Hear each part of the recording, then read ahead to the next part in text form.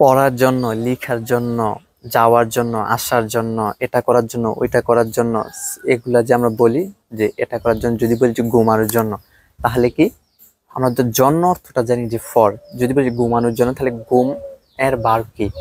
Slip. তাহলে কি for sleeping. Slip হলে স্লিপিং, গো হলে গোয়িং, ইট হলে ইটিং, কাম হলে কামিং, চেঞ্জ হলে চেঞ্জিং, আর ইট হলে ইটিং। এভাবে আপনি মানে ভার্বগুলোর সাথে, মূল কথা ভার্বগুলোর সাথে আইএনজি করে দিবেন, ঠিক আছে। ফর একটা প্রিপোজিশন, প্রিপোজিশনের পর যদি ভার্ব হয় তাহলে কি ভার্বের সাথে আইএনজি হয়। সো যদি বলি যে খাওয়ার জন্য, তাহলে কি ফর ইট না ইটিং? For eating. যদি বলি যে লিখার জন্য, তাহলে কি ফর রাইট না writing? For writing.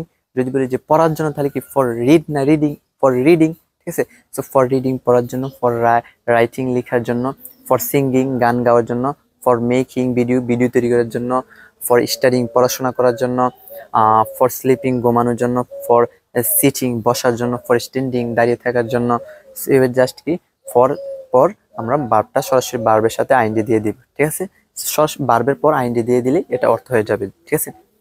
For eating খাওয়ার জন্য, ফর স্লিপিং ঘুমানোর জন্য, ফর রুমিং ঘোরাঘুরি করার জন্য, ফর কোয়ারেলিং ঝগড়া করার জন্য।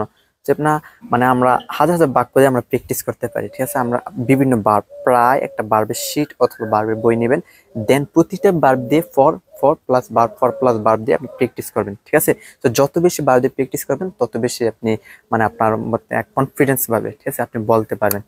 সো আমাদের ভিডিওটি এতটুকুই। কেমন লাগলো অবশ্যই কমেন্টে জানাবেন। সো খেয়াল হাফেজ, আসসালামু আলাইকুম।